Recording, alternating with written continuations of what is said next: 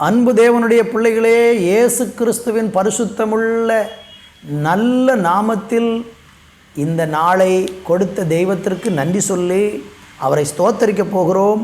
இப்பொழுது நாம் எல்லாரும் சேர்ந்து ஒரு பாடலை பாடி நம்முடைய ராஜாவை மகிமைப்படுத்துவோம்.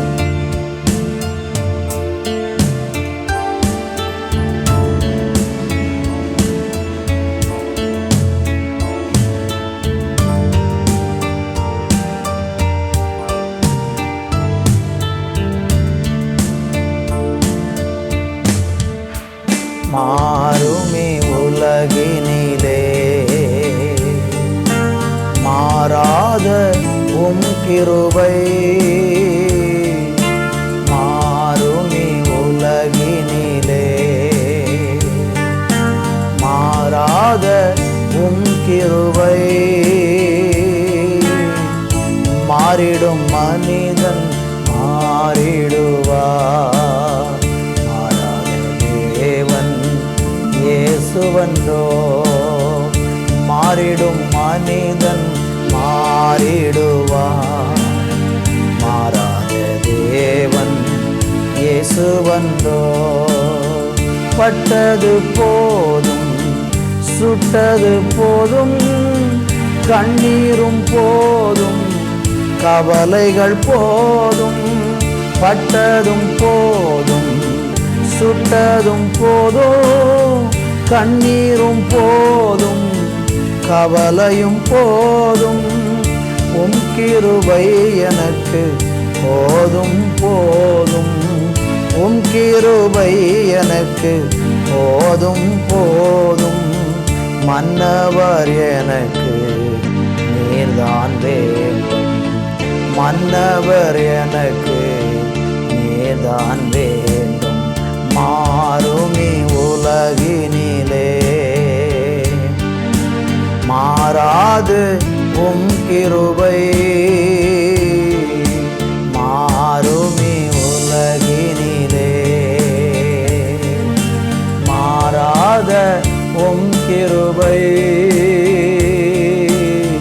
மாறிடும் மனிதன் மாறிடுவார், மாறாத தேவன் இயேசுவன்றோ, மாறிடும் மனிதன் மாறிடுவார், மாறாத தேவன் இயேசுவன்றோ, மாறுமே உலகினிலே மாறாத உம் கிருபை, மாறுமே உலகினிலே மாறாத உம் கிருபை. ஹல்லேலூயா ஹல்லேலூயா ஹல்லேலூயா. உங்க அன்புக்காக நாங்கள் நன்றி சொல்லுகிறோம், உம்முடைய அரவணைப்புக்காக நாங்கள் நன்றி சொல்லுகிறோம், உம்முடைய மாறாத கிருபைக்காக நன்றி சொல்லுகிறோம். இந்த உலகம் மாறுகிறது, மனிதர்கள் மாறுகிறார்கள், அநேகர் எங்களை கைவிட்டு போய்விடுகிறார்கள். ஆண்டவரே, உம்முடைய கிருபையினால தான் இந்த நாட்கள் நாங்கள் வாழ்ந்து கொண்டிருக்கிறோம்.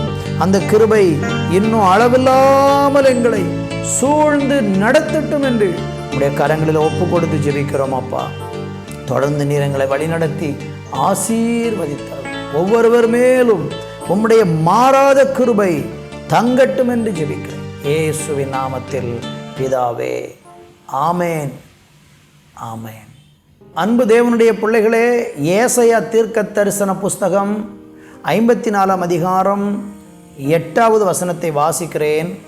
அற்பகாலம் மூண்ட கோபத்தினால் என் முகத்தை இமைப்பொழுது உனக்கு மறைத்தேன், ஆனாலும் நித்திய கிருபையுடன் உனக்கு இறங்குவேன் என்று கர்த்தராகிய உன் மீட்பர் சொல்லுகிறார். அன்பு தேவனுடைய பிள்ளைகளே, வேத புஸ்தகத்தில் படிக்கும் பொழுது ஆண்டவருடைய கிருபையை குறித்து ஏராளம் வசனங்கள் இருக்கிறது. ஆண்டவர் நம்ம மேலே வச்சிருக்கிற கிருபையை நினச்சி பார்த்தா வாழ்நாள் முழுவதும் அவரை துதிக்கலாம், அவரை ஸ்தோத்திரம் பண்ணலாம், அவரை மகிமைப்படுத்தலாம். காரணம் என்ன அப்படின்னு பார்த்தீங்கன்னா, அந்த தெய்வம் நம்ம மேலே வச்சிருக்கிற கிருபை இருக்கு பாருங்க, அந்த கிருபை நித்திய காலமாக வைக்கப்பட்டிருக்கிற கிருபையாக இருக்கிறது. அந்த கிருபையை குறித்து வேதத்தில் நிறைய விளக்கங்கள் இருக்கிறது.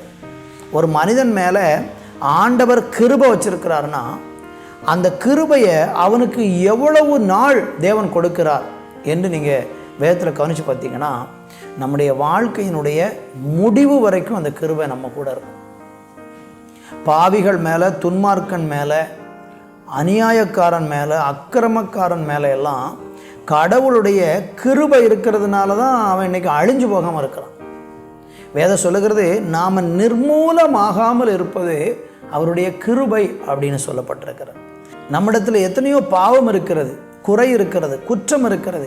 கடவுளுக்கு பிரியமில்லாத நிறைய கிரியைகளை நம்ம தெரிந்தும் தெரியாமலும் வெளியரங்கமாகவும் மறைமுகமாகவும் செஞ்சுருக்கிறோம். ஆனால் ஏன் தேவன் நம்ம அழிச்சு போடலை?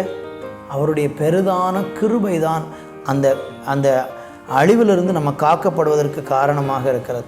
வேதவசனத்தை பாருங்களேன், அதுக்கு முந்தின வசனம் சொல்லுகிறது, இமைப்பொழுது உன்னை கைவிட்டேன், ஆனாலும் உருக்கமான இரக்கங்களால் உன்னை சேர்த்து கொள்ளுவேன். பார்த்தீங்களா, இமைப்பொழுதில் ஆண்டவர் ஏன் நம்மளை கைவிட்டார் அப்படின்னா அந்த அற்ப நேரத்தில் அற்ப காலம் மூண்ட கோபத்தினால முகத்தை இமைப்பொழுது உனக்கு மறைச்சேன் அப்படிங்கிறார்.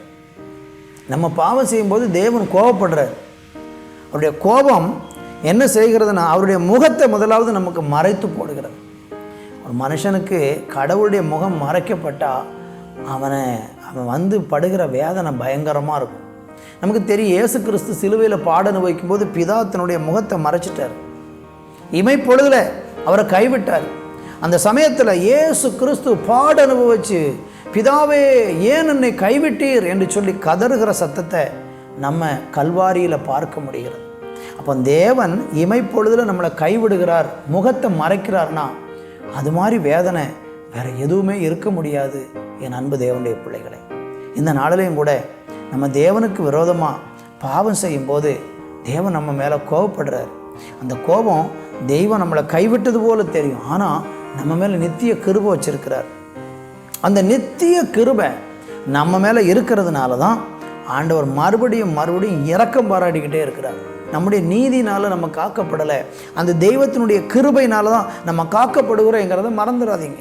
அடுத்த வசனம் பாருங்களேன், இது எனக்கு நோவாவின் காலத்தில் உண்டான வெள்ளம் போல் இருக்கும்.